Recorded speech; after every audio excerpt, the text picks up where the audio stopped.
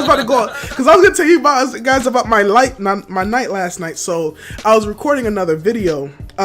So I had this idea like word on the street. I already know you guys saw me on Yen. I had like this word on the street of idea. So I'm like, all right, cool. Let me try the little word of the street style, but I was gonna do it at like a black club, like a black frat party club, and like go do word on the street. The thing is, this is my first time trying to do that, so you know, I have my freaking this crappy insignia mic, and it's like I've already broken it, but like I've got that, and it can connect. I had to get a dongle to connect it to my iPhone, and I was gonna do that throughout the night. My iPhone just died. Just like the only thing I was able to do was like record, but by the time the end of the night came, I had like maybe 15% on orange battery, and I'm like, oh my god. But yeah, that's why you got to walk around with a battery bank, which if you're gonna do that. Yeah, so that's why I'm like, dang, I need a whole battery bank. So that was just my first time, like, just trying to do it. So, like, the whole night, I'm just recording. And, no, it's almost impossible to record in, like, a club setting because, like, what are you going to record? People standing around not trying to look at the camera? Yeah. And so don't look at me.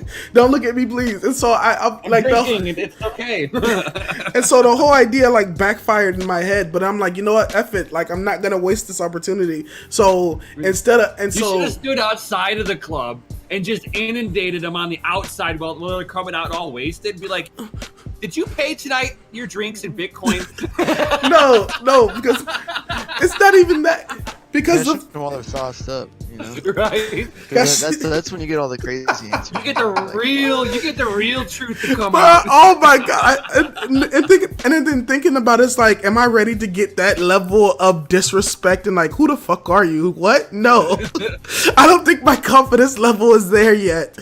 So I didn't want to do that. But don't do it at the black club. Go to a white club. They don't care. Oh, that's so true. They'll all give you like straight answers. But I think it's the, especially when they're drunk, dude. I think it's the disrespectful nature. I think the disrespectful nature of black people, it just makes it funny. Just like, oh my god, and it makes it so funny. Especially if you like fucking like Chris Rock it at the same time. Oh my god. Don't do this to me. My whole community, no. But anyways, guys, let's that was just a crazy story that I had to say. This is CryptoMykel and this is Nemesis. They have a show. They're in Yen.L with me. They are crazy into crypto mining. Yen.L. You see them merch. They got the merch. I'm gonna get my merch up, y'all. You see they got his racks, and he has his racks in the background. These are some like OG crypto mining. Like they're in the game. They're actually expanding in this down market. That's why this is why I actually wanted to interview them guys, because in this down market where everyone's looking at the price, these guys are expanding their in-home mining rigs. So that's why I had to get these guys on the show. Everyone keeps saying mining is dead. Everyone keeps saying mining is not profitable. And yet these guys are just slowly but surely starting their own YouTube channels and going to continue with this mining and getting it bigger and better. So definitely give a rounding applause or whatever. CryptoMykel, Nemesis. Also find them on the Bitcoin.pub. Why can't I remember of decentralized TV right now? I think it's because I'm recording. I can't remember. Like, wait, what's the YouTube channel again? Alright, guys, you know, it's there.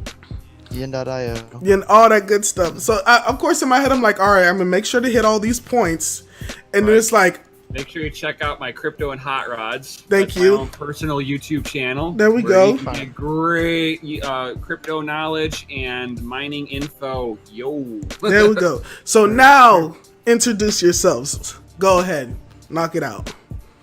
So I'm Nemesis, one of the correspondents with Decentralized TV. Got a great opportunity to expand my knowledge to everybody else, and I've got my own YouTube channel, Crypto and Hot Rods, all legit stuff. I go through a whole mining series, so if you guys don't even know what a computer is all about, what the internals are, come check me out, yo. You guys are gonna love it. And then sure you get a double thumbs up. right? Hey. No. And Bankies too, yeah. Right, pinkies up. Yeah. Lord. Yeah. All right. You know, what's up, bud? Oh, no, we're going to you. Oh, yeah. Okay, cool. I'm CryptoMykel, guys. You can find me on DCTV, Yin.io, the Bitcoin Pub. You can find me at CryptoMykelDesigns.com. There's a lot of cool stuff on there as well. But yeah, I'm also a DCTV correspondent. Ooh, yeah. With my lovely host over here, man. That guy's a wealth of knowledge. And yeah, And we he's do it every Saturday old. nights. And he's weird. So He's you a know little he's, older. and so it's like gotta picking up respect your knowledge. Yeah, yeah. It's like, is there a cat behind you? Yes. The cat just threw me. I'm like, oh, there's a cat that just. You I've gotta got love cat. 3 of them. Oh Lord. Yes. I like the. That's the youngest one out of the crew. What is that little mining in progress like sign? Yes. Yes. Does it? It looks like it lights up or something. Like it looks so cool. The cards are actually shining a little bit of light onto them. Okay, and yeah, it's it's actually a Minecraft sign. Oh, Yeah. that's But actually it's like pretty it's cool. It's perfect. But Yeah, it fits its purpose. Right? Exactly. So, would you guys say that your YouTube channels, would they say like it would be like a beginner's intro to like mining, so that way like people who don't understand the space is like, well, I see all these other mining channels, they're just so difficult to understand because they're like on this echelon of videos, They and go straight so to the technicals. You know, and then it's just like not what? the person, but like the technicality of the rig. They go straight into it full force, and some people don't understand that. Right. I mean, I could sit there and talk technical jargon all day long, and I'll watch the people that are watching me get more finite, because now you're trying to reach out to an audience that already has a somewhat of a background. I don't care to really get them to that point. They can find that information. Once they're at that point, that information is easy to find. I want to cater to somebody who they're used to buying pre-built computers from the store. And they're kind of, they don't even know what the inside of the computer looks like. They don't understand what mining is all about. And I'm just trying to get that knowledge to them so that those people are the ones that are going to be benefiting from it, because those are going to be the future at-home miners. Okay. The ones today that don't know what they're doing, tomorrow after they watch my stuff, they're going to have a better understanding, and then they're going to come seek me out, ask me specific questions, and I will love to help them out. CryptoMykel would love to help them out. I mean, our Discord usually lights up with a lot of green beans. There's always coming in. somebody Always. Wow. Always somebody on. There's always someone talking about mining. Mm-hmm. The same as my YouTube channel. I don't do so much news like this guy does. I just can't do it. I've tried. I feel like I'm not that. yeah, it's difficult. But I'm dropping. Yeah, it is, man. I hate listening to myself read something because I am a terrible reader. I started off reading them, and then I kind of bored myself a little bit. Yeah, it gets. Even though I've never read it before, it still gets boring. Right. So what I started doing was that I started just reading the article like I normally would, while I'm at work or whatever. And during the workday, I'd be pondering on that whole article. And then when I get home, I'm like, okay, I've got something to say about this now. And I don't need to worry about the article anymore, because I've already kind of got the way that I would have wrote the article in my head now. Right. That's definitely a smart move. I know what is it? Like tutorials. Oh yeah, tell me about. There's been a lot of tutorials on how to get. I use an operating system called HiveOS. He uses SMOS, and now that rig behind him is on Hive. Yeah, you converted him. You converted him to the fold. I was actually wanting to do it anyway, just because. Don't act like that. Don't act like that. He got you. I helped him. I helped him get along. Yeah, he needed help. He had to help me a little bit to kind of get it going. But I want to use all of the different mining programs this way. anybody who has any kind of questions, hey, I checked out this. I can give them my insight, what I think on there. And I think that knowledge is a lot more beneficial than, do your own due diligence. Go check it out and do research. Right. Yeah. And I used SMOS. That's how I first got into mining. I used SMOS. That was my first choice. And then I found HiveOS. I was like, oh, I can have 3 free rigs instead of having to pay $3 a month for each rig. Yeah, I'm gonna go free, and it was a little difficult to set up. I've had to make tutorials for it because it's not as straightforward as Simple Miner is. Simple Miner is simple. It is in the name. HiveOS is another form of Linux, just like SMOS is, but SMOS is they fine-tuned that to where it does everything for you if you need it to. Hive, you really have to once you know what you're doing, it's all cakewalk. Yeah, I was able to set it up. You have to learn the fundamentals. Yeah, I was able to set it up on my end. It wasn't too bad to set it up, just because I came off of Simple Miner and I was like, okay, this has a kind of a feel to it. Okay, this is a little easier. This is a little easier. I like this function, and now I can. Yeah, I kind of like what. It wasn't that easy. Shit was complicated. It was very complicated. Yeah. When HiveOS first came out, it was very complicated. Oh wow. Yeah. So the Hive that I'm using is a lot easier than what he started off with. So much easier. So you know what that means? We got some real OGs in here. That's what you said. That's right. We got some real OGs in here. But when did you guys first start mining Bitcoin? So like, give a time frame. For me, it was right around March. Yeah, March of last year. Right around then, that's when I started mining some Bitcoin private with the Bitcoin pub. It was with Imaginary Pi. I was there too. That's where he got to see me start growing my rig and turning it into a monster within a 6-month period. Oh Lord! Grow, dude. Just like, I'm like, holy shit. I was sitting there dollar cost averaging into my rigs like everybody should be doing when they're getting some of that busy Bitcoin. They should be DCAing. Always got a decent. Always. You never. I bought the dip. Yeah, I bought the dip for the past year. I've been buying the dip. There is no dip. It's just buy. It's just Friday now. Did y'all see my crypto meme of the day today on Yen? And it was Rick and Morty. Yeah, I bought the dip. And it is the stamp card. Oh my god. So I'm like, I bought how many more dips am I gonna have to buy? And then like over time you realize, no, you're gonna be buying some dips. Yeah. You're gonna be buying. That's like the legit truth, like right there. Like I got a card and I have one more stamp. What do I get for the one more stamp? More stamps later in the future. What? Flip it over. There's more. There's more. But no. But what about you? What about you, CryptoMykel? Oh wait, he must be talking to his wife. Yeah, he's kind of popping in and out. He's got the family life going on. No, hey man, that's what you got to do. Go ahead, take care of that.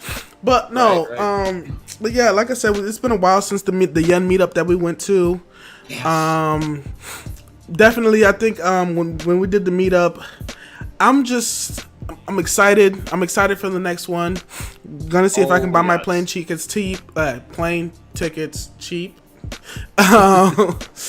What else? But yeah, I've been like trying to build up my channel as well, trying to get my little style of crypto into it. Are my windows open? Hold on. Is that my girlfriend? Oh, of course. Now there goes my girlfriend walking. So I can hear her like coming through the yes. So she just came from church. She's a little mad at me because I didn't go to church with her this morning. I was going to. No, don't worry. See, that's why I like to share this on the channel. So just like as someone we know says, be a little bit more personable, share your little bit of actions with your family, like, and open yourself up more to build a real core audience. And so I'm like, yeah. This way they get a feeling of that they get to know the real you. Exactly. That actually resonates with a lot of people. I think that's some of the reasons why even like some of the people that are doing what do they call it, live streaming where they Yeah, on, basically like, walk. They're on 24 hours a day with a Yeah. camera. Wow. Yeah, dude. Go to Yeah. Twitch and look it up. Dude, they just like keep a camera like up in like the corner, and it just watches them all day long. Right, and so No. they're like letting it all hang out, dude. It's like all raw, uncut, straight to your firmament.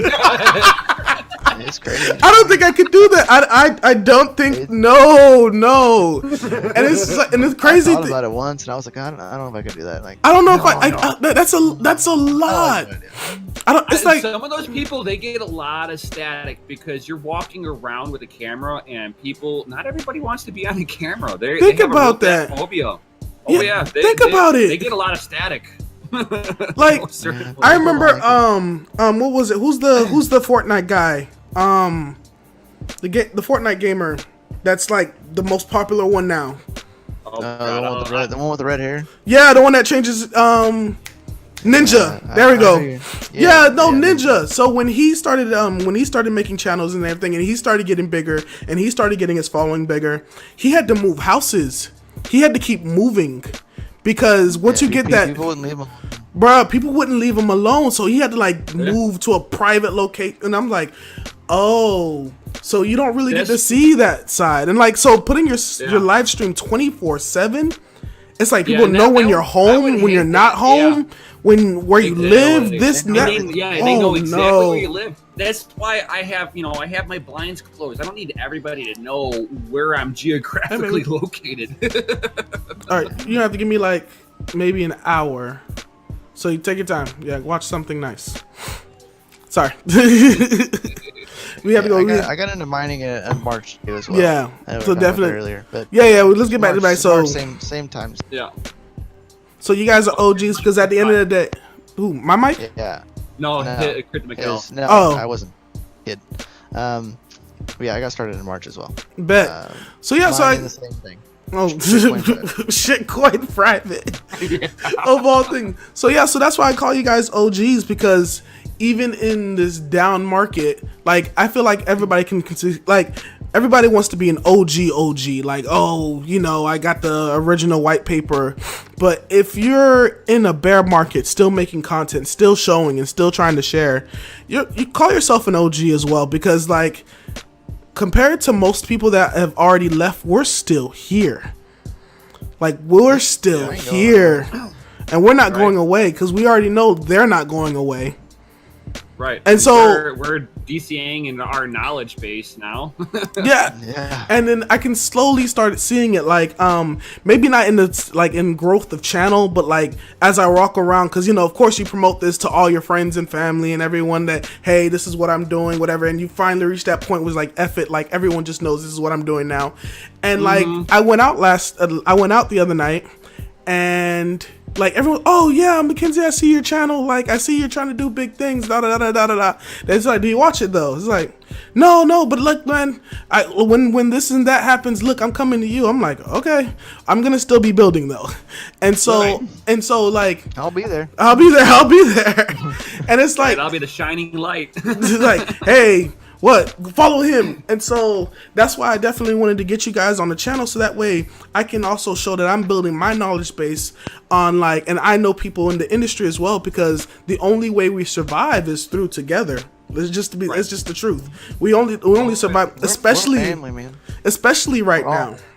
Right. As one person gets knowledge, that one person can share it, and it'll innovate somebody else to start doing the same thing, grow their knowledge, and share that with other people. Exactly. Knowledge needs to be shared, not held and kept private and tried to monetize it.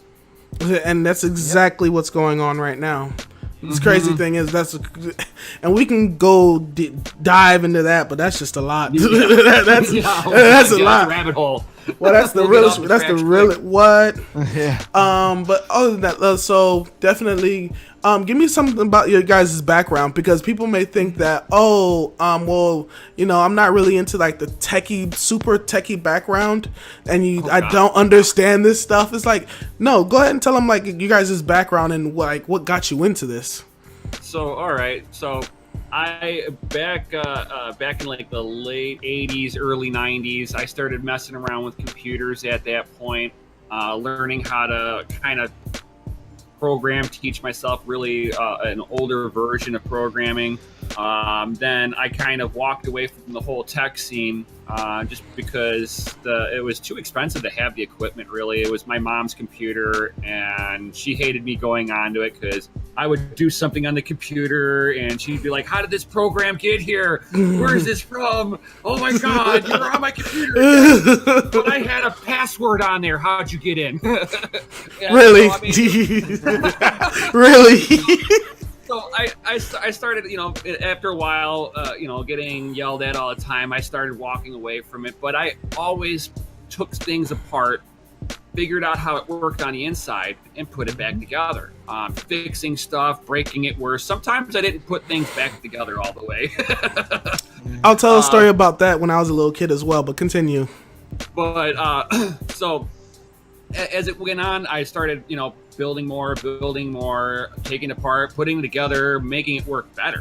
And once I started learning how to make it work better, I started moving on to my first passion, which is cars. I went to college for auto mechanics, so I've got 3 associate's degrees, 7 specialization certificates, ATAS certified, ASC certified. I mean, I've got everything that you really need to be a full-blown master mechanic. I've wrenched since I was like 8, working on my uncle's dragster. So I mean, I've got a mechanical background. That's where I am. I don't really have like an engineering degree in it, but I understand what the engineers are doing, and I can do a lot of their job, not entirely the way they do it, because they're sitting behind a desk. I can't do that. I'm hands-on. And so as I went on, it's like back in 2011, I hear about Bitcoin, and I'm like, what's that? And my wife's kid is actually the one that kind of showed it to me. He was he was like 12 or something like that. I forget how old he was. He was young. So he's like, yeah, I've got all these Bitcoin. You can go onto this website and do a survey and get a free Bitcoin. I'm like, but what do I need it for? You just hold on to it. Why? Because it will. You just need to. I'm like, I didn't understand it. It wasn't worth anything at that time. Right. Less than a penny.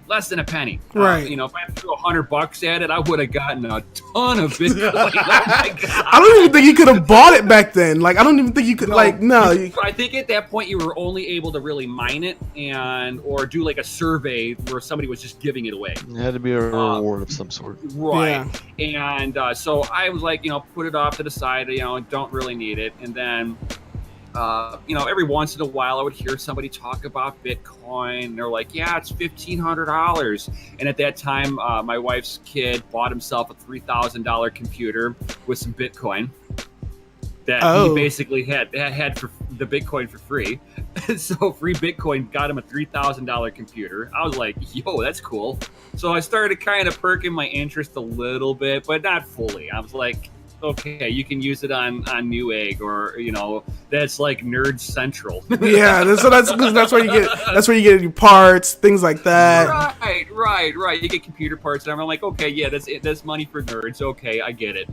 Pimps, nerds use this. Okay, whatever. Hey, look, it was the nerds, and like, let's just be real. That's just how things get adopted. Like, if people think that they can, like, I guess, supersede the U.S. government, or get around supersede. There you go. Dang, I gotta do better.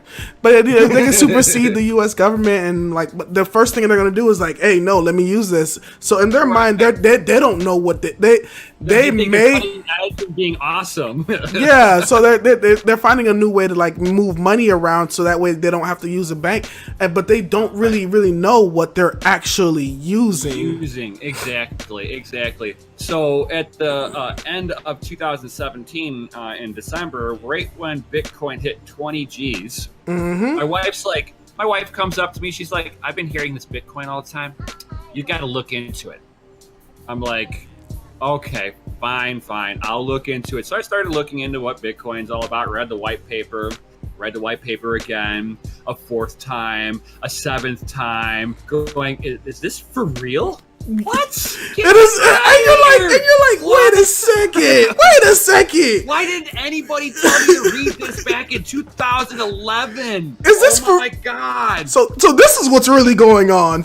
Right, I'm like, okay, now I understand why you have to hodl this. Yes, and I'm like, in my head right now. Eureka moment. Here's my thing. Like, I know right now there is a whole generation of children right now. Just like how you said, your 12-year-old, what was it, your nephew or your sister's kid or I forget who you said, the 12-year-old kid that told you about Bitcoin way back when. Yeah. And I'm like, I know somewhere right now, like all around the US, all around China, there's a generation of kids that have massive amounts of Bitcoin.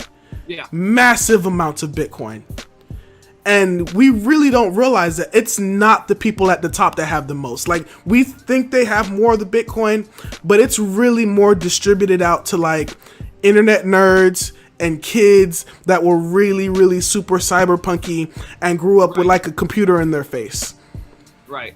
And then, so, I mean, it's like, as I was sitting there going into the whole tech of Bitcoin, I started, researching on all these other altcoins and going, wow, these are like penny stocks in traditional markets. I kind of understand what I'm looking at because I did, for a long time, dabble in traditional stocks. Exactly. So it had a real close, similar feel to it. I was like, okay, I understand this. And then kind of researching it more, I'm like, okay, these are all different computer protocols trying to solve this problem and trade off with this. And I was like, as the market did its big first correction, I was like, okay, this looks like a dip. Buy. Buy. This is the This is a dip. And then as soon as I bought some, it went up. I'm like, oh, this is a no-brainer. This is like stocks. I get it. And then it dumps again. I'm like, a dip. Buy. My card is full. Right? And so then I came across Peter. Yeah. From Decentralized TV. Yeah. Shout outs to Peter, man. Right. As soon as I found him, he started It was a wrap. Yeah. Done. It's like I started understanding what I was looking at a little bit better and had hammered into my head DCA Friday. I'm like, okay. And since I started doing that, it has like prevented me from having my major dips. No. My own portfolio. It was the emotional depression. It was the emotional depression that got removed from me. It was like, oh my god! Like, it's like, stop looking at the market, stop looking at where the price is, and peg it to Bitcoin. What's your Ethereum Classic according to Bitcoin? Not fiat. Bitcoin. Everything according to Bitcoin. Like Bitcoin. Coin market cap. Bitcoin, all this Bitcoin, compare it to Bitcoin. Like, if I was in this other shitcoin, how much better would I be doing if I was just in Bitcoin? Exactly. And it's a whole different story. Yeah. And I'm like, yeah, okay, I get it now. So, it's like I started doing all of this. I'm, buying into it. And then I came across Peter and Imaginary Pi's little build on their first mining rig through Patreon. And I was like, I'm like watching them build. Now, like I said before, I love tinkering. I love building stuff. So I saw him build a computer and I'm like, I could do that. And then Peter's like, you're going to legally print money. I'm like, I could do that too. Wait, hold up. No, what did the one banker say? Mining is like counterfeiting. What was that one Russian banker? Yeah, and then the second largest Russian banks. Like I'm now, according to him, counterfeiting money, just like he is. Just like he is. They can illegally print money at will. They're like, oh, we need 10 grand. Print it. Print it. There is no cha-ching. There is no. It's just a click. It's like sending a text.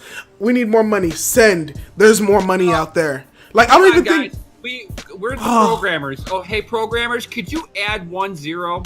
That's it. That's it. That's all they're doing. Add another zero. Add another zero. Send another zero. Add another zero. Add another zero. And it's like, So, and the thing is, like, they're trying to get rid of cash too. So they're trying to get rid of cash, and like, it's not that they're printing more money. There is no printing machine. Like, they're trying to get rid of cash. it's a program. It's a program now. And so, if we understand our banking system is a program, then Bitcoin is the safest banking program ever. Ever. If people understand banks have been robbed and hacked more times than Bitcoin ever has in its entire history. You can go back Zero. the beginning of banks, man. They had bank robberies back in the Wild Wild West. Normal. It was normal. and to this day, they're still getting robbed. Just the robbers change clothes. Right. They don't have to leave their house anymore. Yeah. And so it's, oh my God. And for me, getting into Bitcoin is to the Bitcoin mining or cryptocurrency mining was a way for me to go, you don't need credit cards. You don't need banks in there. You got a miner that only cares about himself. So he's not incentivized to help you out, but he's incentivized to validate the network. Yep. He's incentivized to keep mining. And that helps one part of the decentralization matter of most of these cryptos. You have the protocol, the developers. That's one aspect. You have your miners, and then you have your end users. And if you take any one of those out of the equation, the network doesn't work. Exactly. So us miners, we're filling a very good ecosystem of a niche for all the end users to be able to transact on a day-to-day basis. For me, it was just once I started diving into the mining aspect of it, I was like, okay, this is more than what the currency value is. I started looking at what are my rewards.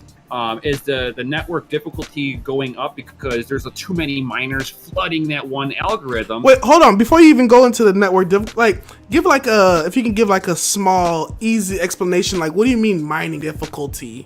Because I understand the mining difficulty, but I know my audience was like, huh? Oh, no problem. Yeah, no problem. So basically, wait, hold on. While you talk, I have to go grab something downstairs real quick. But continue. It's all recording.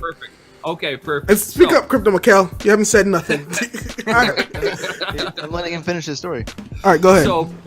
So basically, the difficulty is what it's equating to is every time a transaction is made, it goes into a block, and once that block fills up, however much memory that block needs, once it's full, it gets put onto the network. And then it's like a leg race. Everybody sees that block and they're trying to put their hands on it first. First person to get there gets to validate it, check it out, and put it on the network, and he gets the reward. Once you have that little system going on, that's the mining system. Now, as more mining machines like this one behind me comes onto the network, the difficulty has to go up because let's say between each block, they want 10 minutes. So if there's 50 miners on there, 10 minutes, cool, perfect. Now double it. They still have to maintain that 10 minutes, even though now they've gone from 50 miners to 100. So now they've got to readjust it so that the mathematical problem, because that's what these machines are doing, is solving math.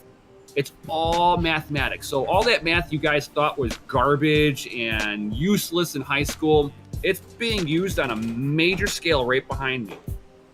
So as each one of these miners come on board to mine that algorithm, that difficulty has to go up to maintain a specific block time. If they don't, you would see that block time go down from 10 minutes to 5 minutes to 2 minutes to seconds. Now you would think, I love the cut, man. I seen it on you. Nice. And so I mean, if you're trying to maintain a 10-minute block time because your network needs to have a little breather time to fill up each block, and you start bringing it down to 1 minute, your network can start having glitching issues if you've got your time at 10 minutes and you're under that. It's like an error. So they have to correct it so that all your time matches up. As soon as your timing is out of sequence, it's like a baseball player. A baseball player has to swing at the perfect time. If his time's off by milliseconds, he's not going to hit it right. It's the same thing with the mining difficulty. They have to adjust it so that that block time hits at the same time every time. It's math. Math can be proven over and over and over again, and if you can't prove it, you have to adjust it. Yep. So yeah, guys, that's a little quick crash course into mining difficulty. Now, you were going into mining difficulty. You were saying how the mining difficulty was going down at the time you started mining. Well, no, actually, whenever I first started mining, yeah, it was like rocketing up. Oh my God! With the market's duffing and the difficulty, like there was like you can watch. It's an opposite effect. Yeah, you were watching big companies onboarding still, and what I was what I thought whenever I was seeing that was that these people must know something. You're not going to see somebody drop $1 million plus and watch the market duff on them. I was wrong. So even the millionaires, even the people that are dropping on like mining facilities, like huge mining, and you know, there's the millionaires and then there are the billionaires. The millionaires are dropping stacks and stacks of millions of dollars, and they don't even understand how they. Yeah, they didn't understand it. Because again, they got that traditional stock market mentality. Mm-hmm. Oh, it's going down. I should buy some. It's a dip. Whoa, you really haven't been paying attention. I think we all got a crash course and learned that. And it's like, wow, even the millionaires are getting hit by this. It's like, okay, we're early adopters. We're early adopters. But not only that, those millionaires, they play in a whole different. They have money to blow. They have money to blow. Well, they made money over here, and they're gonna have taxes over here. So they're like, oh, I'll put it into Bitcoin. Oh crap, I lost it. I've got a $2 million tax write-off now. Bam. I'm gonna pay less taxes. Thank you. They look at $2 million loss like you losing $1,000. Mm. So, I mean, it's a total different mindset with those players. I mean, because, like, if they make money, cool. If they don't, they just move on to the next project. Yep. Or the ones that stay is like, oh, everyone's leaving? Hey, let me buy up some more. Right. I'm gonna buy your coins. Can you sell them to me? Yeah. You don't. Oh, you think this is not? Oh, go ahead. Give me that. Don't worry. I'll talk to you in like 3 years. Yeah, because I was actually looking at you guys' interview last night with Bits Be Trippin', and I was just like, and then like I'm like, oh, this is getting technical. Oh yeah. I was like, oh, amazing. You can dive down real deep with that guy. And I'm like, oh wow. There's quite a few of us in this space that we all dive real deep. Me, Nemesis, and Data Lord, you know, like once, twice a week, man. We all dive deep. With the FPGAs and stuff. Yeah, I was looking at FPGAs. I'm still looking at like, I saw you. I think who came? Yeah, with the glass. Yes. Yeah. So I'm like, I have glass on mine too. I took mine off because And I'm looking at this thing and I'm like, I don't care. What is this? And like, this is beautiful that like to me, it's a completely different language. It's like a completely different, like, whoa. And for some reason, that little thing there, this FPGA, can probably mine even more Bitcoin than the racks you have behind you. This little one, no. But what it can do is it can produce the chip that mines Bitcoin. I'll be right back. Okay. So the FPGAs, they kind of do a bunch of stuff. It's really kind of cool tech that's actually very widely implemented with the military. Okay. So this is actually military hardware. Just to let you guys know, wait, it was the military that used the internet first to see if they can drop bombs on people from far away. So if this is military tech that's coming down to us, it just goes to show you how further the technology is going. Yes. Oh, yeah. So, like, these can, like, and what's really kind of cool is that FPGAs, people use these on a day-to-day basis, and you don't even notice it. Your CD player has a really small FPGA. It has reprogrammable memory in it, and it has interfacing buttons. Those buttons and that reprogrammable memory all operates through an FPGA. So FPGAs are in everyday life. It's just that stuff like this is military grade hardware versus what we get to use on a normal day-to-day basis is like, really dumbed down. Not, you can't really program it to do anything other than what it's doing right now. Okay. It's basically an ASIC. Yeah, Right. yeah. You guys telling. Well, And for plus, people who you don't have know to what an have ASIC is, You have to have an FPGA to make an ASIC. That's how they make them. Is with an Ah. FPGA. So for people who don't know what ASIC machines are, can you go ahead and go into what an ASIC is? Because I know there are different ways to mine, if not just getting Right. Graphic cards. So why don't you guys go ahead and talk about like the different ways to mine? I mean, we know there are multiple coins to mine, but how Right. are you guys mining? So you can mine with CPU. That's like for early day Bitcoin back in 2011. You were able to mine it on a laptop. And then newer coins, a lot of the newer coins, if it's brand new, you can mine it with a CPU, which is what powers up most people's computers. It's the brains behind most people's computers.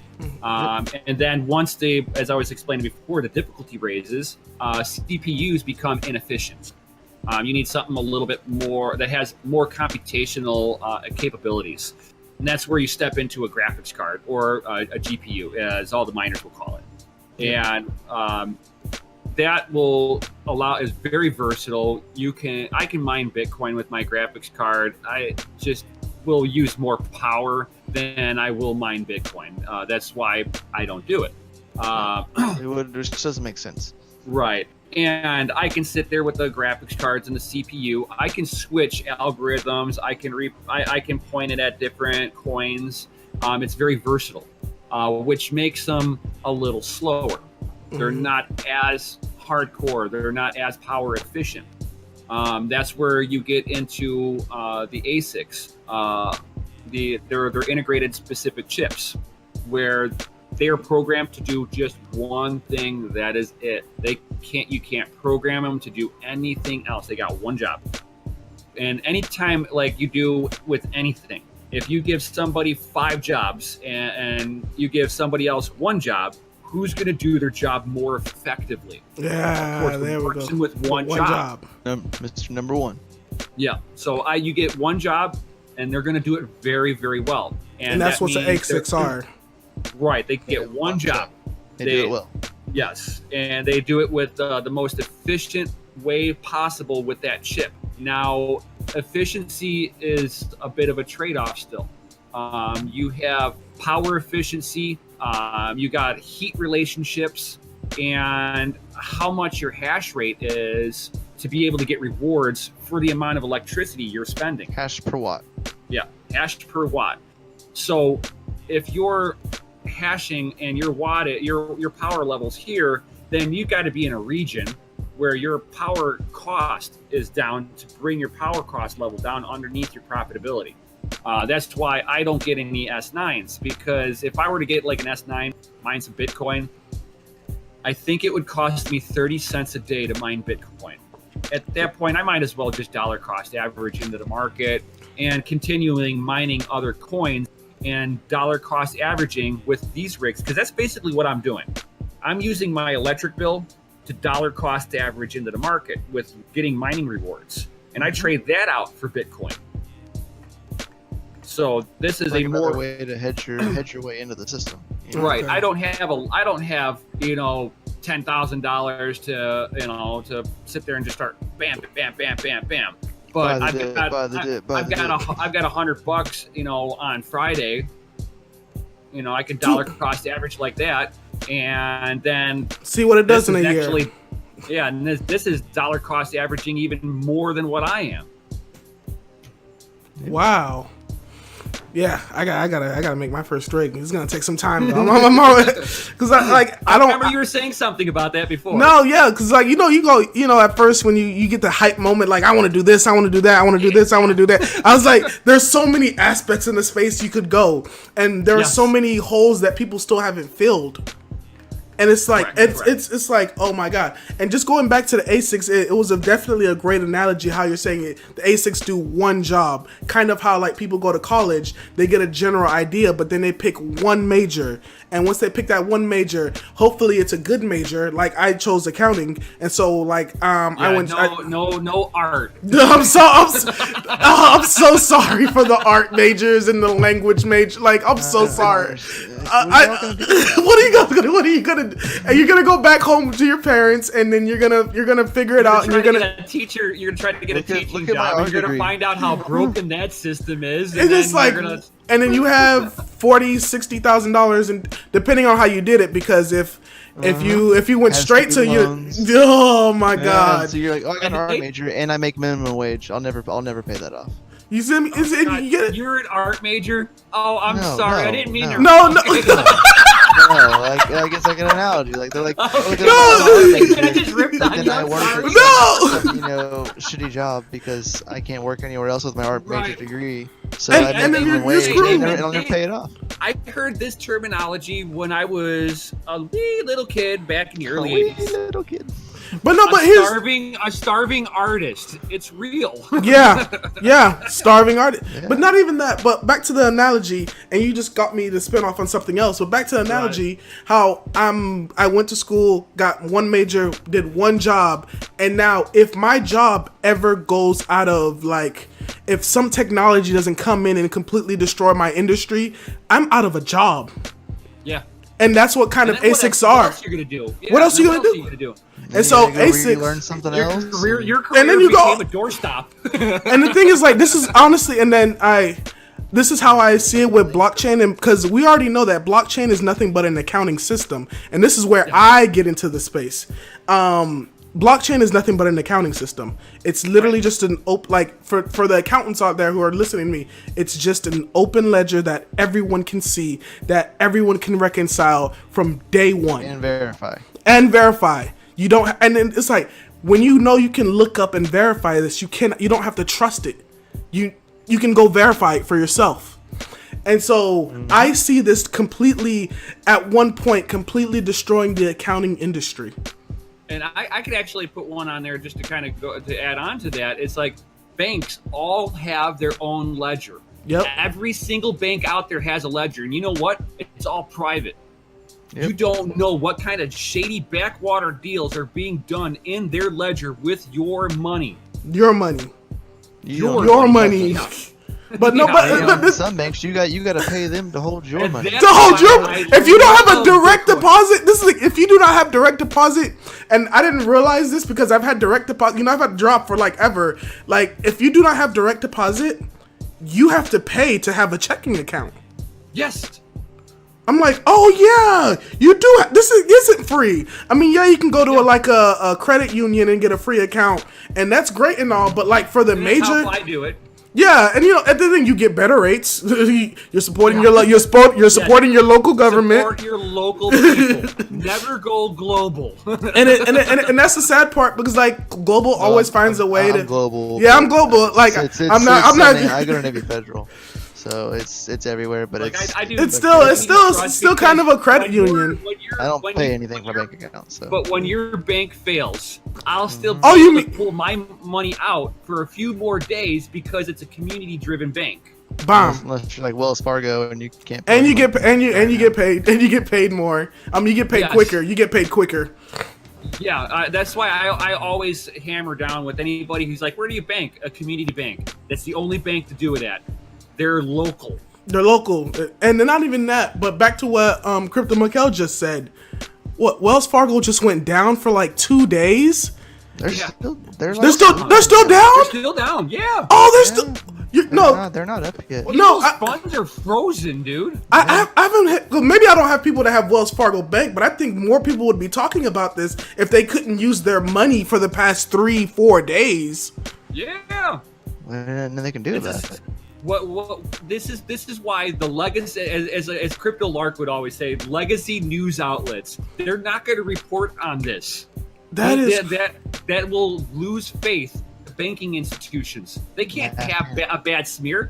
And this isn't the first time. Wells Fargo was sitting there and writing out bad loans on their own people. They were pulling out housing loans on people that these people didn't pull. That they couldn't even. Let's not go into that because then they would foreclose them, and that's what Bitcoin needs to solve. And that's what it's gonna solve. Eventually, it's going to solve that. It's going to. And it's inherently built. That's the thing about it. It's inherently built not to fail. Yeah. If it was going to fail, it was gonna fail in the early days. It would have failed by now. It would have failed by, like, if it was going to fail, it was going to fail in the early days, and we would have never heard about it. It would have just been like another, just like all the other digital cash systems that we heard about. Because we're in Bitcoin, we've heard about the earlier digital cash systems that failed. That didn't even get off the ground. Bitcoin did have its early day issues too with the early day SHAs, because they weren't on SHA 256. They were on SHA 1, SHA 2. They went through the different iterations, and they found out that there was issues. So if they wanted to stop Bitcoin, that train left years ago. They would have stopped with like 2 and 3, and here we are, 256. Then 256, it's like, well, just hide it as long hide it as much as you can, please. Completely, just don't report on it. Don't say anything. I'm starting to understand what the SHA 256 is all about.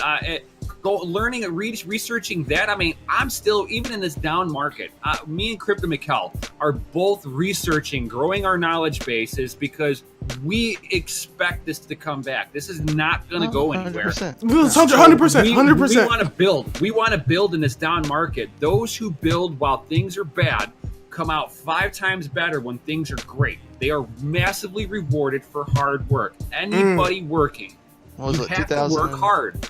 2014 when they had the last biggest crash, and all the miners left. The miners that stayed were the ones that profited when it came out 20 grand. Some of those miners they didn't back out. Right, and some of those miners, because they were mining while some of the big crashes. Whenever the market came back up, those were some of the guys that started up some of the big mining facilities because they had enough Bitcoin to back it all. They had all that extra profit because everybody left, difficulty went down, so their rewards went up. Yeah. So they're making more while everybody else is making nothing. So I was gonna get into that, to the whole so this is what I like. Actually, this is it might be more of how would I put it? Physical, more of a physiological ideal, but listening to CryptoLark as well. I'm sorry, there are certain influencers, crypto influencers, that I feel like generations of people listen to. Like, you've got your Richard Harts, you've got your Tone Vases, you've got your there are certain people that you have to listen to. Like, who's the guy that you have to Internet of Money, Andreas. Like, Andreas, you have to listen to Andreas. Oh my god! And even have to watch Ivan DCTV. Even like Ivan on Tech, he's a good one too. And he's a big programmer. And so you have he breaks it down too. But it's like, and you see their following, right? Mm-hmm. You see their subscriber base. You see their following. It's like only 100,000 people.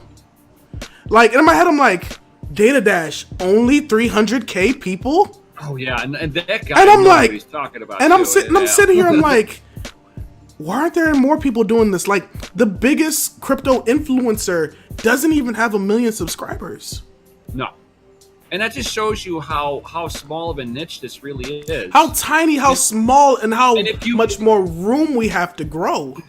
And if you really look at it, a lot of those people subscribe to these people in the hype cycle. So a lot of them dropped off. Gone. So if you actually watch them at like when they do their live streams, look at how many they get like 1,000 people. Yeah. You know, where when it was in the middle of the hype cycle, they were getting 5,000 views during their live stream.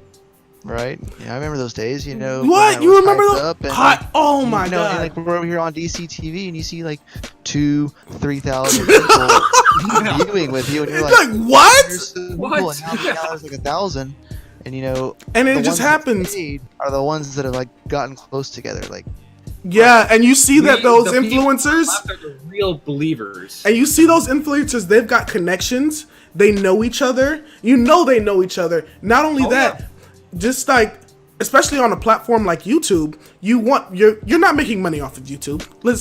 We all know no one's making money off of YouTube unless you're like PewDiePie or whatever. But you're not making any money off of YouTube. Right. It's the sponsored content that you get on the back end, on the open market that you actually get, and and now you're starting to see these like bigger YouTubers like Data Dash or like not gonna lie, guys, love Chico Crypto. No matter what people say about him, I love his. He's raw. He's raw. Yeah, I love watching his stuff. And he's getting sponsored content, and on his notes he's showing that like this is my sponsored content. This is how much I'm getting, and I'm like, wow. Yeah. And he only has maybe what 200. Now he's actually up to 40K. I think 30K. He's up to 30K, and I remember halfway through last year he was only at like 10. Yeah. And so whenever I subscribed to him, I think he was around like 6,000 people. yeah, and so it's like, and that's where we're gonna get like the back end, because once this industry continues to get bigger and mining becomes more of a thing, where I remember what was the coin one miner that was trash. Like, I don't understand, like, guys, if you're gonna make a miner for people to buy, make it like, especially that people who mine on their own already, they already understand that like if you don't come out with quality product, no one's gonna buy it. Like you'll get the idiots, just like how you were talking about in your video last night, how people still buy super expensive like gaming PCs for 3K, and it doesn't make sense because you can make a better PC for a third of the price. Right. And you can build it yourself. And it can mine, which means that it's gonna pay itself off eventually.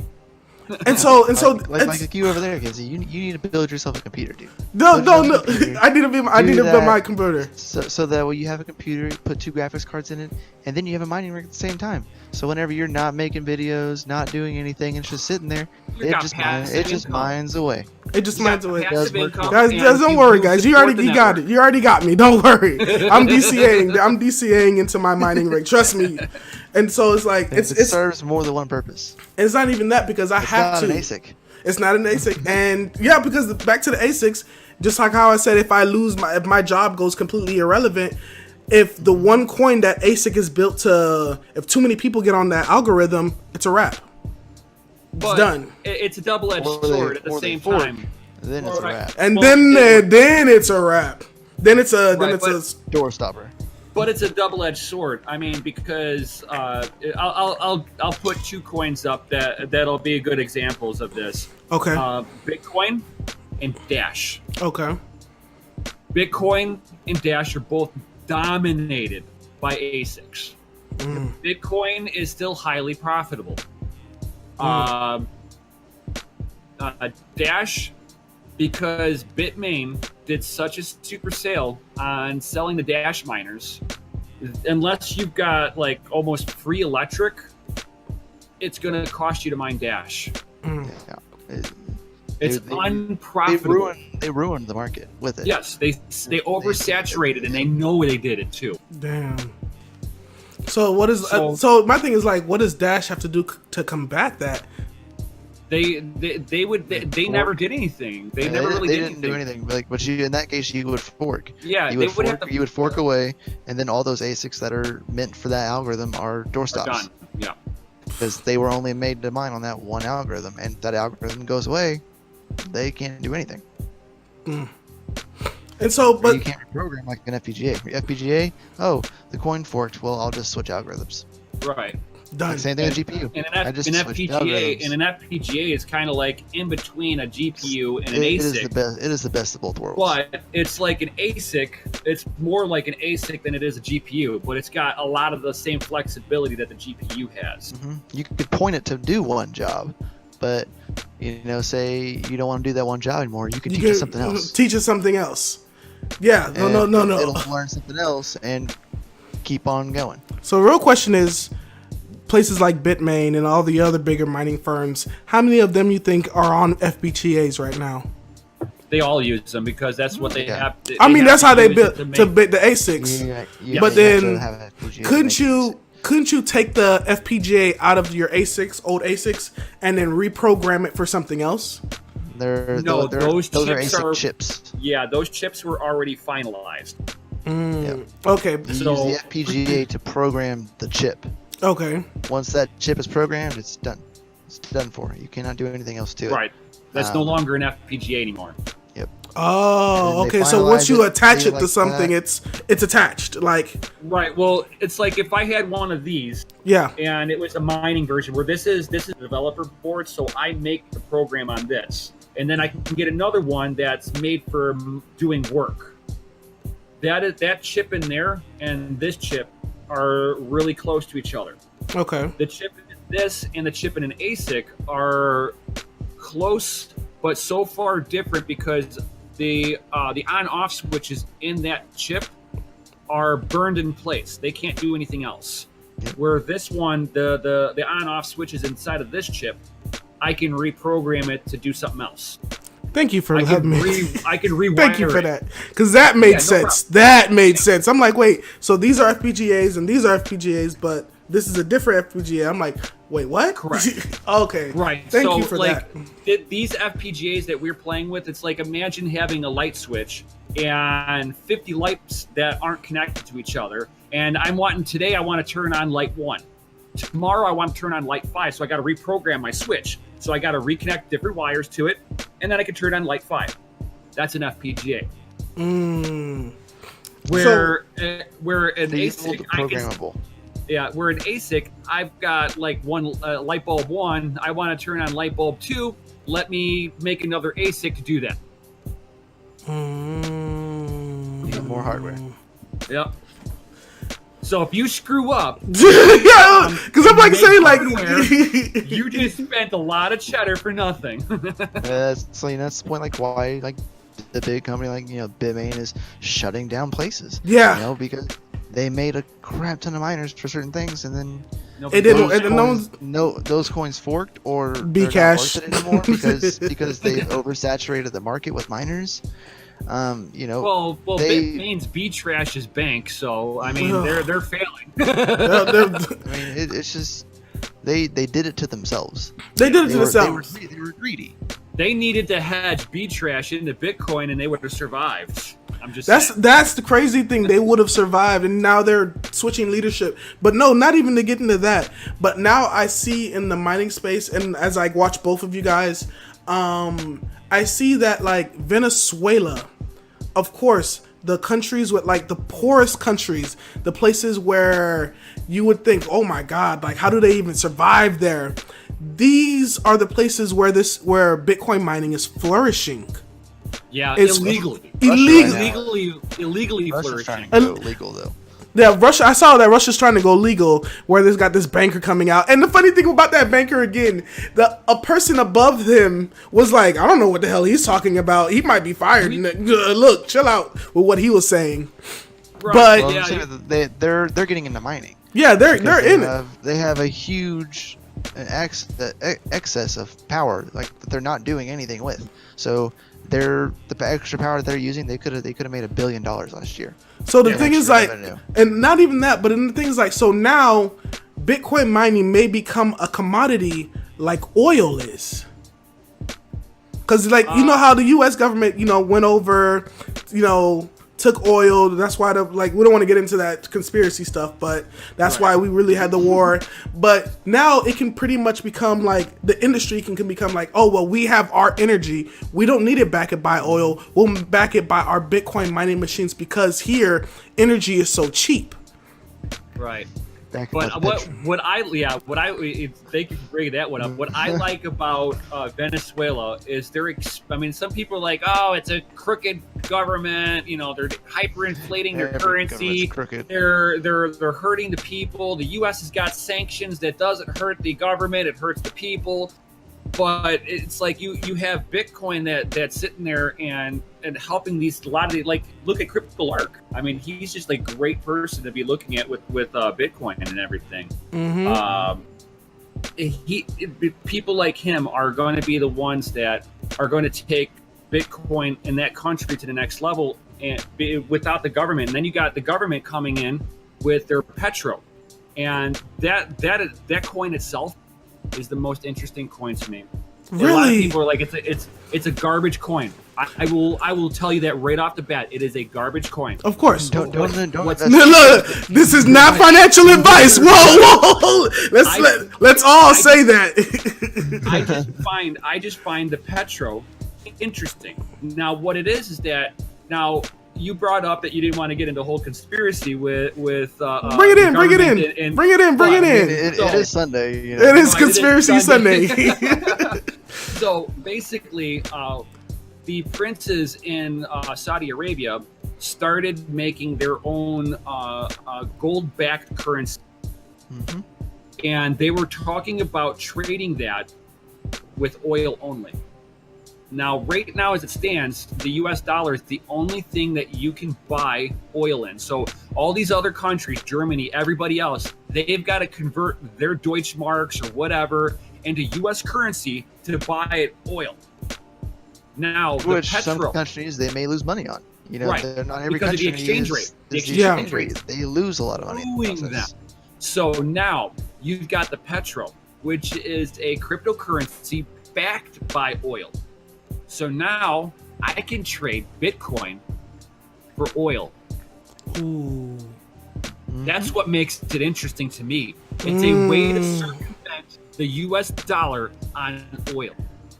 Now you see why I'm like, this is really interesting.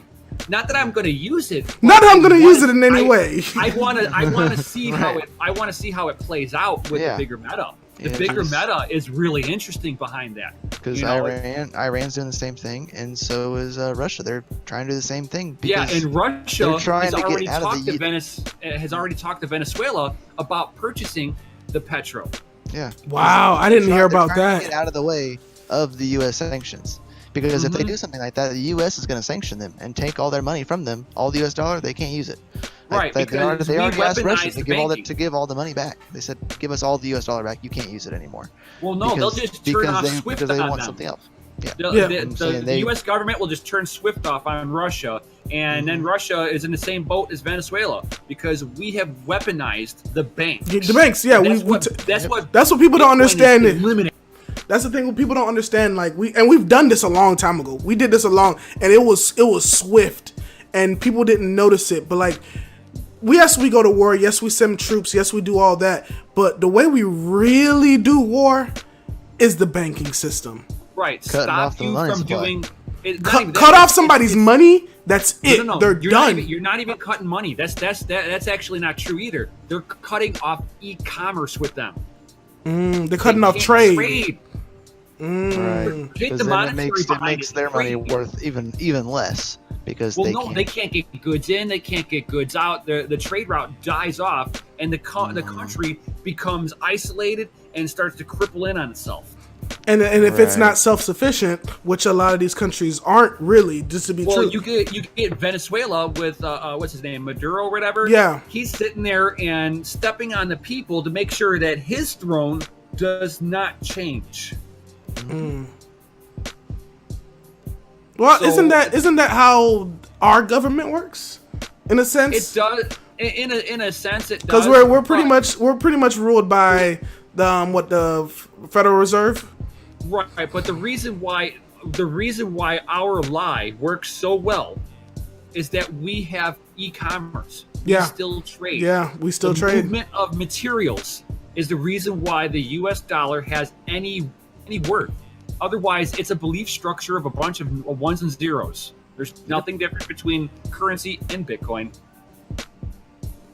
Nothing at all. If you got a credit card, every time you use that, did you know that you're creating new currency every single time you slide your card? That was currency that was not there yesterday that you slid for today. Yep. That you tied to your name.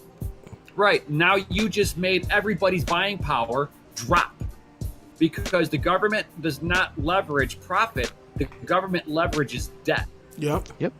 Thank you, college. Thank you, college. Right. Thank you, college. Oh, what was it? What is it?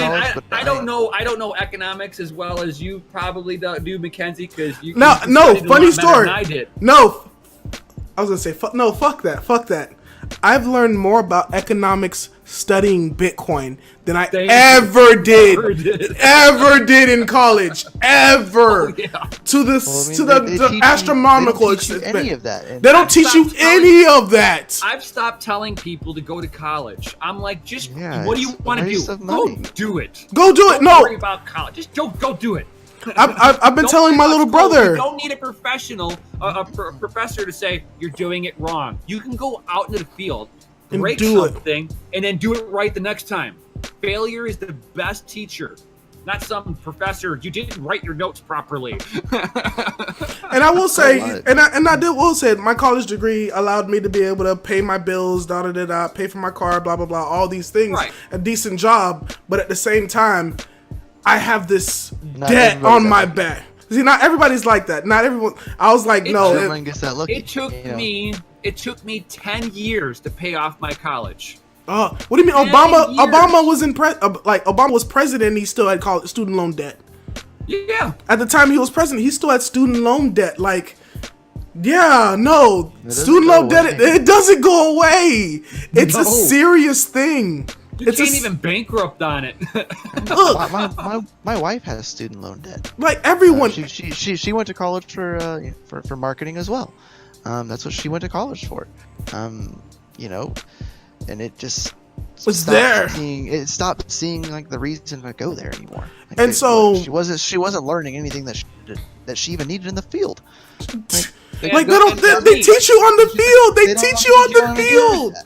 Here's one, so it's and just- whenever I was in the classroom, here's one for me. I took, like I said, I took automotive classes. Yeah. So I was sitting in my class, and they were teaching us carburetors for the older cars.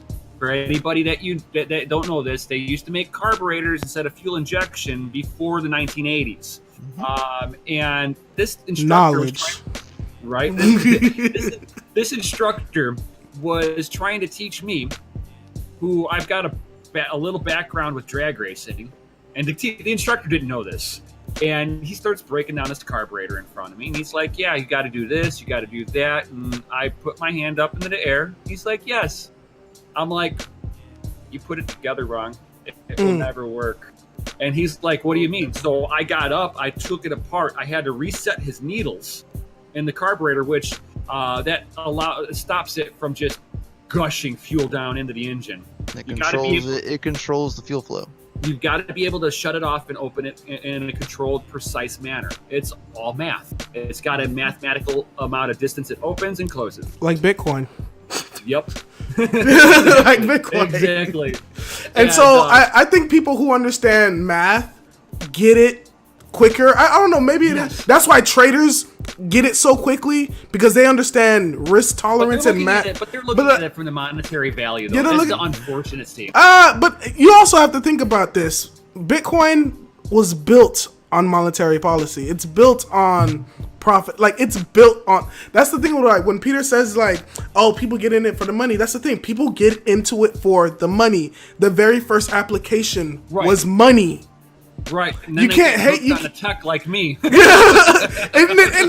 then here's the best part about it. You get hooked to the money, and then when you're not hooked to the money anymore, if you were actually doing research and actually understanding what you were putting your money into, you start digging. You start digging your own hole and start finding your own path to this. And if you just Well, I started digging, and then it opened up to a rabbit hole, and I fell. you just fall, and you just fall, and then it never stops. and it's the hardest Alice in thing. Wonderland. Because the thing is, like, you have to keep doing research, because everything is new, everything is brand new. You learn, like, every day we're learning something new. I swear, every day Wild I'm. West. So every day you're learning something new, and so you have to ingrain yourself into the community so deep that, like, when I went out with my friends the other night to shoot the video, it was so hard for me not to talk about Bitcoin. It was so hard for me not to talk about blockchain, because it's like I don't know what's going on in pop culture anymore, like, as much anymore. You know, I don't know what the newest, bestest Netflix show is anymore. I Oh turned my off God. my TV and internet. My TV and anything to do with my TV, going with like internet to my TV, off for over a year now.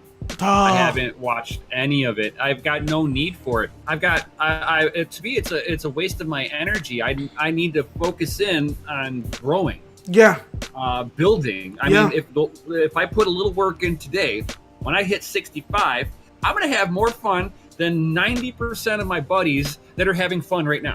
Yeah. Because they're going to be like, oh, God, I don't have enough money. I've got to count the pennies because I need my medication at the end of the month. And I'm going to be sitting there going, yo, I'm in the middle of the Atlantic. What are y'all doing? On my boat. What are you doing? Like, and so you're trying to get them money for my medicine. And you're trying to get them to join the boat because you know this ship is gonna sail. And we know the ship is gonna sail. And the thing is, like, it's not a hope, it's not a belief. We know the ship is gonna sail. You don't want to be on that ship alone. No. You don't want to be on the ship alone. So I'm trying to bring in as much people. I'm trying to get as much people come on the boat. Like, and I know it sounds weird. Like, oh, you're trying to take a tour of our cruise ship. Yeah, come take a tour of the cruise ship. I promise you'll never leave. Because when you find out that you can, you know that song of Hotel California. Yeah. Like you get on the boat and they never leave. Because the only way you're gonna leave is if you make your own boat and you start your own cruise. Right. And so that's I don't know, bro. That's why I love this. Right now, I mean, here's a good one. You know, you just kind of nailed something on the head. I'll actually elaborate a little more on that.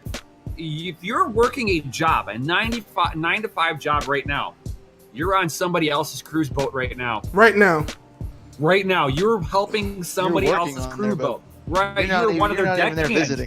Right, you are their slave on their boat. You need to sit there and take control of your own life. Stop complaining about your crappy job and build something. What person is going to change that crappy job is you. Yeah. You get up every morning and go to that job and punch in and go to home that night and turn on TV instead of learn something. You can sit there and take an hour a day. 1 hour.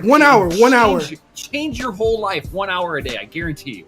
Guarantee it. Because that's, like I said, that's how your life. Get on 10 days of Bitcoin. Change those first 10 days. Oh yeah, definitely check out 10 days of Bitcoin. Definitely check out the 90-day Bitcoin challenge, B90X. Because I'm not gonna lie, I've watched that twice. I had to watch it twice. I had to watch it twice. You'll find me on there if you going through the comments. Yeah. Oh no, I've got comments there. Yeah. Look for Nemesis on there. Whenever I took the B90X challenge, I sat down on day one and I was like, you know what? I'm gonna be raw. I'm gonna be 100% honest with my responses. So there was no pulling back. I actually talked about a lot of personal, deep stuff in each one of those days. If you look for me, you will find that, it's like I've talked about some of my hardships, how I have failed. Yep. I was a drug addict at one point. I failed, but I took that and made myself better. Look at me now. I own my own house. Ooh. I own mining equipment. Preach. Right. You cannot sit there and take one failure and let that be the definition of your life. Yep. As Peter would say, whatever direction you are facing is where you're going to go. So if you're looking at a bunch of drug addicts, that's the direction you're going to go. Yeah. I had to turn around. I severed all my ties. That was really hard. I knew a lot of these people. These people I went to school with. These are people that, I went through a lot of hard times through school. People who stuck up for me. I stuck up for them, and they went down a bad path. I followed them. They were my friends. We were, 2 peas in a pod. And then once I hit my proverbial rock bottom, I was in jail. And I sat there and was like, while I was in jail, sobering up for the first time in over 2 years, sobered up and realized I didn't want to be here anymore. I was done. And when I got out of jail, these same people tried to contact me. I said, I can't, I'm busy. I got a job. I'll catch you later. I just made every excuse of why I couldn't see them. Yeah. It was hard. It was heartbreaking. These were my buddies. And you know what? Since I walked away, they didn't. And I've been to a few funerals. It's hard. It is very hard. Yeah. And Now I you're feel speaking that truth for real. Now I feel like I've done real good a job about turning my life around. You know, watching people go into the gutter, watching them lose everything that they had, you know, watching them justify them changing their ideology and why it was okay to go rob somebody. You know, when I was in high school with these guys, you know, they were like, oh, those stupid losers that rob people, I'd like to go beat them up. You know, that's what we were, you know, we were honest. And then they traveled down their rabbit hole and they justified that it was okay to go rob a little old lady. And then they go to jail. And then they're crying, oh, that the system's rigged against me because I'm black and I'm a drug addict. It's like, no, you're a drug addict. You're a drug addict. You fucked up. You fucked robbed up. someone. You robbed somebody. That's not the system rigging against you. You made a bad decision. You rigged the system against yourself. So it's like I was really close on going down that path. What did I go to jail for? Stealing a car. I was stealing cars. I'm a mechanic. I went down the path of something I knew how to take. You sure you can say this on live camera? All right, cool. I paid my cool. price for it. I paid All right, my cool, price. cool. Just making sure they can't come yeah. after you again. Like, hey, well, no, we take the video down. No, I just want to make sure they can't come get you no more. We need your channel. We need your mining channel. We need your mining channel. Like, I need your mining channel. Right. I paid my dues, you know, and I moved on. And I found that, you know, once I sobered up and I changed the direction that I went, I moved, got away from all those people, and I isolated myself for a year and did a year's worth of hard thinking, came out of it, met my wife right afterwards. As soon as I did my soul searching, I meet my wife. I mean, come on. And isn't it your wife? And it's your wife that got you into Bitcoin. Yes. A full circle, dude. Full circle. Oh yeah, I mean, if you're meant to be somewhere, you will go. Yes. You will be there. Right. As long as you're looking in that direction. Right. Yeah. You just got to You're pick willing your to direction. do the work. And as a few other people, influencers that I've come across over the years, you know, everybody has a superpower. Everybody. I don't care what your superpower is. If it's putting a smile on somebody's face, you know, do it. But you've got to sit there and start working towards your superpower and figuring out how you can make that superpower benefit your life and make it better. And for other people. Right. And for me, whenever I got done doing, you know, getting out of the drug realm and changing my life, my wife told me, I can't be with you unless you educate yourself. And I was a high school dropout, all this stuff. So I went back to school, got my GED, I went and got my college degrees, and I started a slow process of turning my life around. And a lot of it took me changing a lot of concepts. Now, a lot of them I hadn't had all together until I went through like the B90X program. Yeah. A lot of that kind of was like, I kind of think this, I kind of think that, and then Peter kind of laid it out, like going, this is the proper way of doing this. Is what wealthy people are doing. Don't worry about what rich people are doing.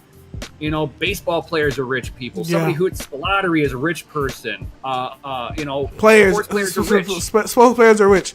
And then you have the wealthy sports players, but then you have the rich sports players. Yeah, and then you got the wealthy ones, and they're the ones that if they blow out their knee and can't play anymore, their lifestyle never changes. Never changes. That's the difference. I just watched a 30, and we're completely getting off of mining, but just watch a 30, whatever. Wow.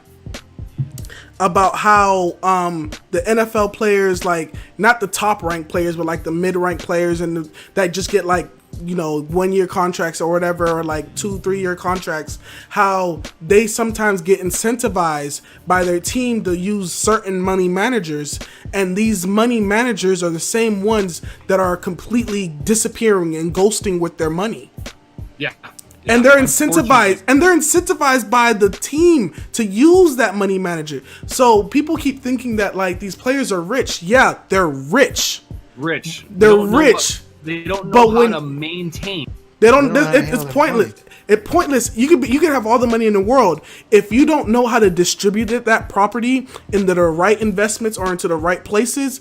It's pointless because now you're an NFL player. Now you have to live the NFL player lifestyle. Now you have Or to you're have a the lottery winner.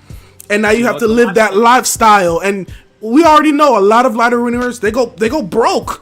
They're worse. They're worse off. There's only there in the history of the lottery. There's only I think 20 people who did okay, and only 2 of them actually became wealthy Wow.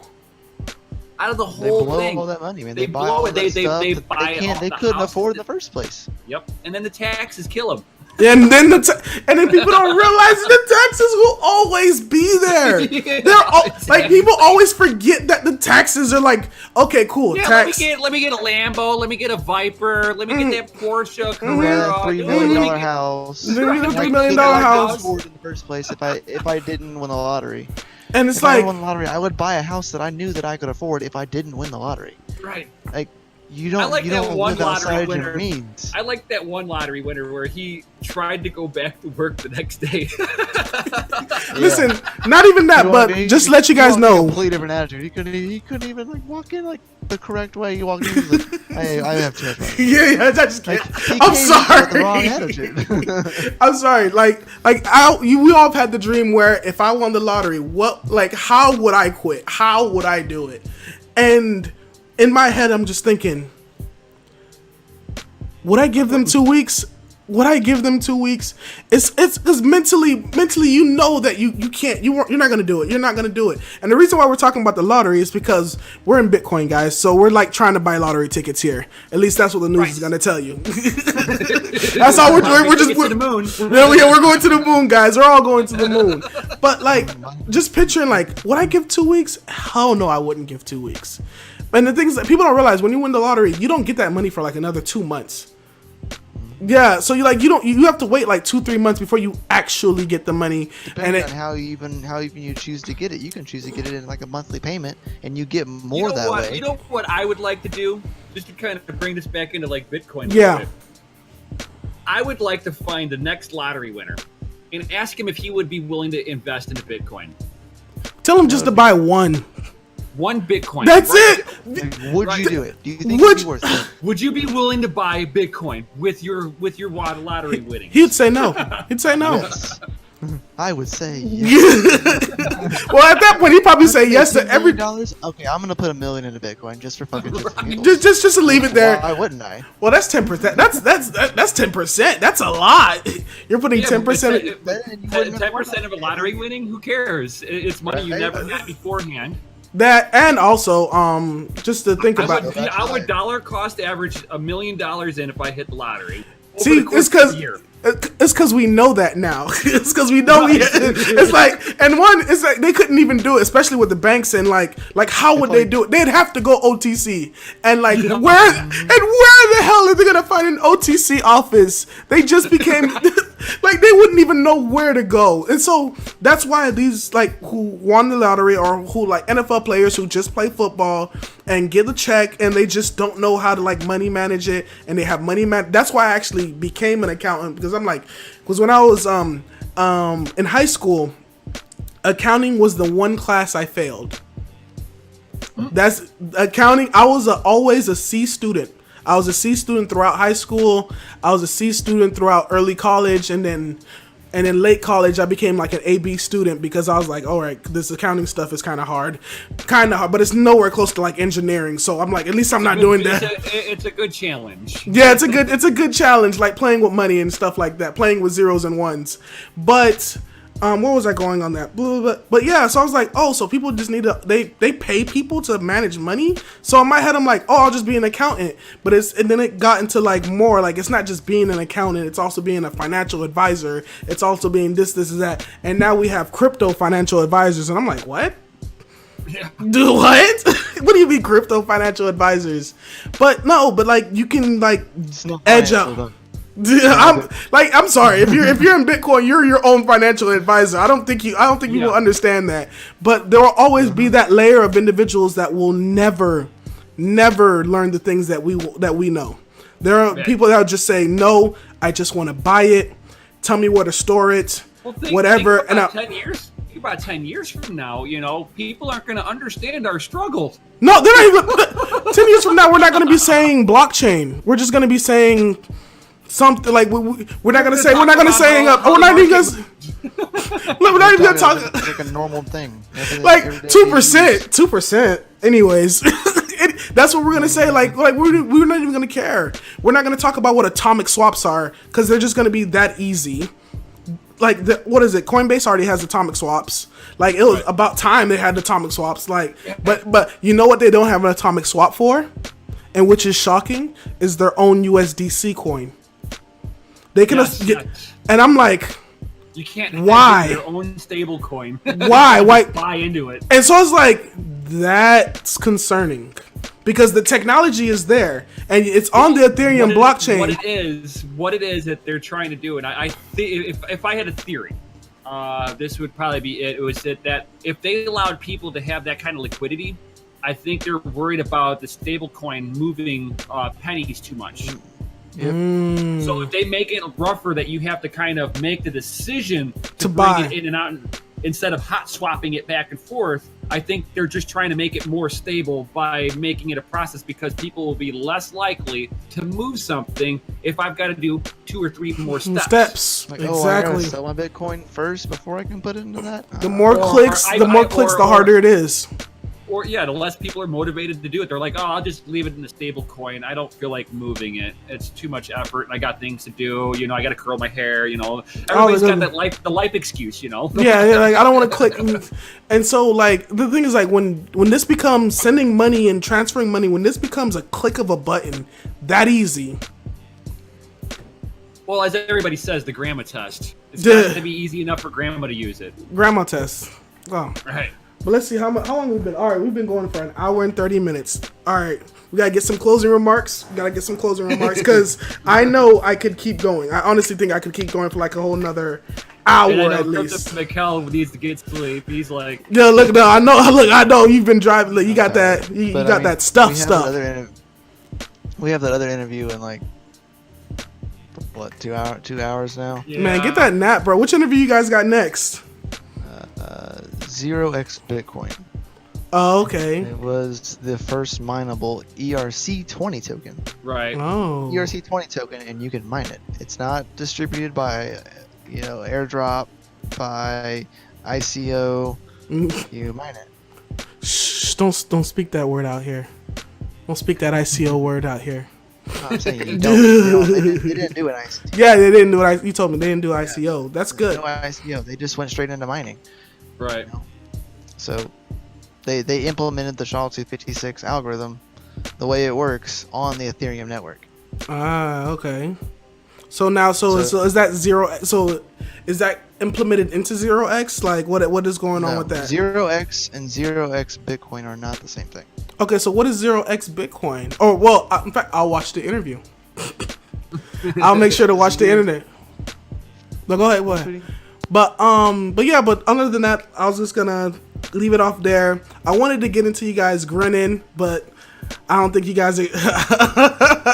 I'm not grinning. Neither one of us are grinning. Not anymore. No, we never were. Yeah. I tried it just to see if I could get it to work, and I did on my NVIDIA rig, which shouldn't have even happened, but it totally happened. I was mining Grand with a 4 GB card, which shouldn't happen. So I don't understand that still, but it did it. So yeah. Hey, so now that's that whole that's what was it like? How many people were like mining that day one? And it was like crazy, like because I know I saw a couple of videos of like industrial miners already mining like Grin. Yeah. And I was just like, Grin's wow. gotten way too much hype on it, unfortunately. Yeah, right now, yeah. The whole Mimblewimble protocol gave them like this extreme hype train. Now that they finally came out to market with it, a lot of people are still hyping on the protocol. They're just getting a little bit more publicity than I really feel comfortable with on any newer protocol that doesn't have a completely proven system yet. Oh, okay. I mean, it's like I don't mind people, having a good community basis behind it. Every protocol needs a good community. Needs the good community. Needs it. But when you have ASIC developers already in mind, or already in line to mine on it, you've got a pool operators already making pools for ASICs and GPUs already right off the bat. I mean, they're setting up to more than one. Yeah, I mean, the white paper for Grin came out in 2016. Right. They already talked about everything they were gonna do, and people are like now talking about like, oh, they're doing this, they're doing this. They already talked about that. Right. It's not new. Everybody knew they were gonna do this. Just no one paid attention fully out yet. Right. Nobody paid attention to it because they didn't have a working protocol. I'm hoping that this year is going to be the year that the working protocols start really coming out. And then if they don't, then these shit coins need to go away. It's like shit or get off the pot. These algorithms, these protocols need to wasting space. They've had 2 years to a lot of them to make product. And a lot of them have not done anything. No, I'm not gonna lie to you. It's a cash grab. A lot of them have not done anything at all. Except talk to the community. That's it. Just talk to the community, and it's don't like, care. You can go on a GitHub and you see that they're not working. I don't care if they're sitting there being social. Go back to work. They have one commit, and they're talking all this, and you're like, oh, you only have one commit on your GitHub. Why? And then you go looking into it, and you're like, oh, this is not even a full commit. Changing. It's not even a full change. They had a misspelling somewhere.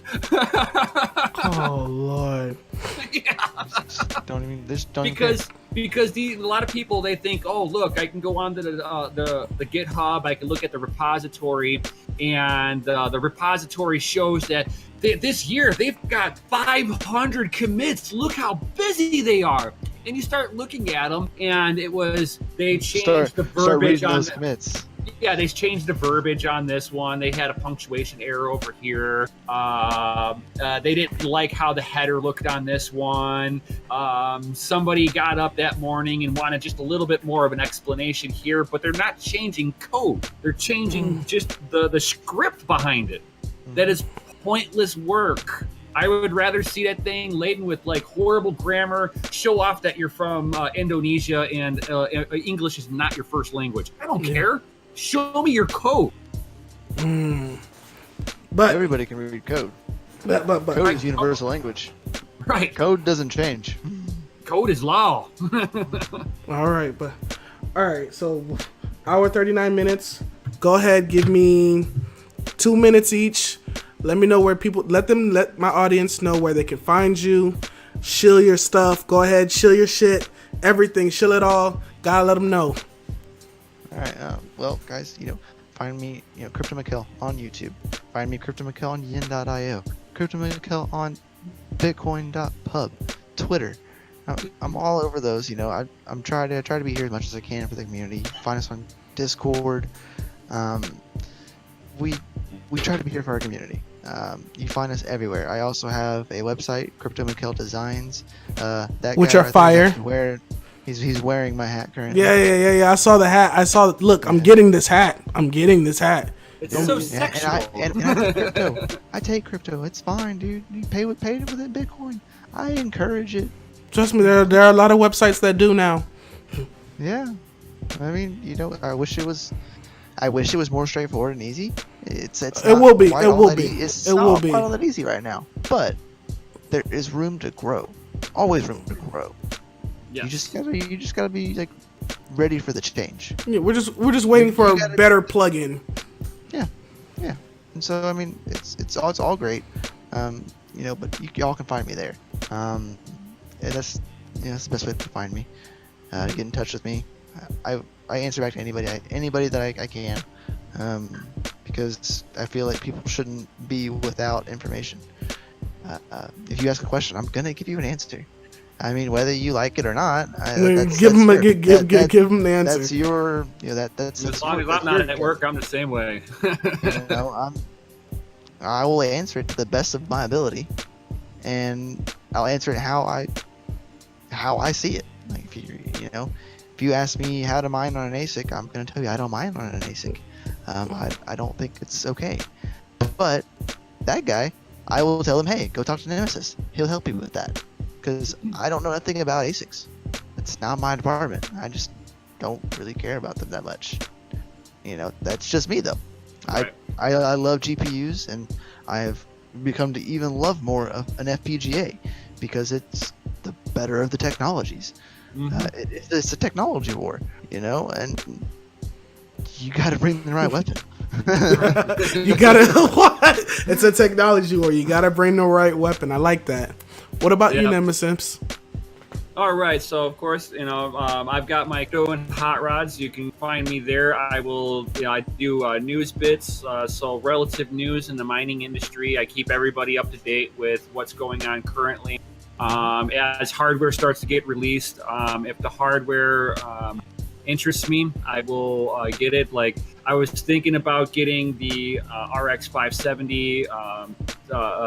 With the Grin Miner with the 16 gigabytes, but after doing some research on it, I'm thinking that I'm gonna just kind of hold off on that one because it's basically just a rehash, and I'm not looking to do a mining equipment that's already done. I've got 580s over here that will do just as good of work as that 570.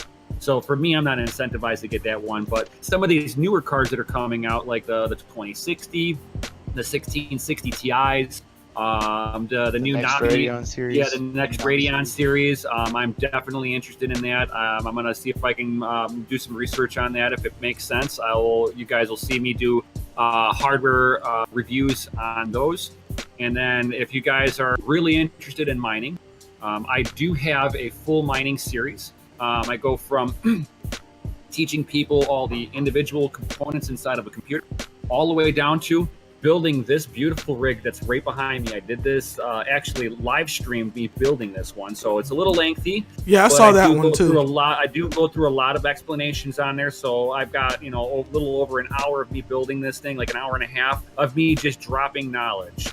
It's worth every minute, guys. Yeah, if you guys. And I also remember you guys doing the sorry, I didn't mean to cut. I also remember you guys doing building a PC. Was it building a PC or building a rig with less than $600 or about $600? Yeah, it was a $600 mining rig challenge that we did. The virtual challenge. Yeah. So we basically showed that for $600, you can make a effective mining equipment that you can still basically use as a computer. So it's not just fine tuned for just mining. And these are things that me and Mykel both try to go over as much as we can, especially when we're on Decentralized TV, which you can catch us every Saturday night for late nights in the mine. If you guys hadn't checked out yesterday, we had 2 hours with Michael Carter from Bits Be Trippin'. If you guys know who he is, he just lays out knowledge. He is so technical. He is a Bitcoin OG miner. He mined from 2013, 2011, something like that. And early days. His background is computer technology, so he's an IT guy. He understands this industry very, very, very well, and he tries to get this knowledge out to people as much as he can, just like me and Mykel, which was really kind of cool to have him on there on our show last night to just drop the knowledge like he did last night. Oh my God, just amazing. My head was like spinning. It took me like an hour to go to before I was ready to go to bed afterwards. We only do like 1 hour live streams, guys. Like that's all we ever do. Like we must only push like an hour and a half. We've never pushed a 2 hour live stream and just like not even realize it. Yeah, the information was just like so great and well presented, and like everything we talked about was like great knowledge that we even realized that hey, we like went way over our time. It was like, snap! But it was worth it. Oh yeah, and it's so we try to get the knowledge out like that to everybody. And then during the summertime, I work on hot rods, hence why my YouTube channel is Crypto and Hot Rods. And during the summertime, because right now, wintertime, it is cold in my garage. I got no insulation. So I'm going to be doing hot rod builds. So if you guys like hot rods, like to learn about cryptos, definitely check me out on Crypto and Hot Rods. I'm also on the Bitcoin Pub, definitely on Yen as Brian the Mining Guy. Hey. And yeah, definitely check me out on the Bitcoin Pub. You can get onto our just our Discord and check us out on there. I'll give Kinsey a link for that so he can post it in the description. Yeah, everything that these guys say are gonna be in the description. They're gonna be in the show notes. So every link is gonna be there. And you guys, I just want to say thank you guys so much for coming on the show. Thank you for giving me that wealth and not for sharing that with my community as well, for sharing that wealth of knowledge. Because just like how you said, man, we were pushing like 3 hours. Man, we're about to push 2 hours, and I'm just like, whoa.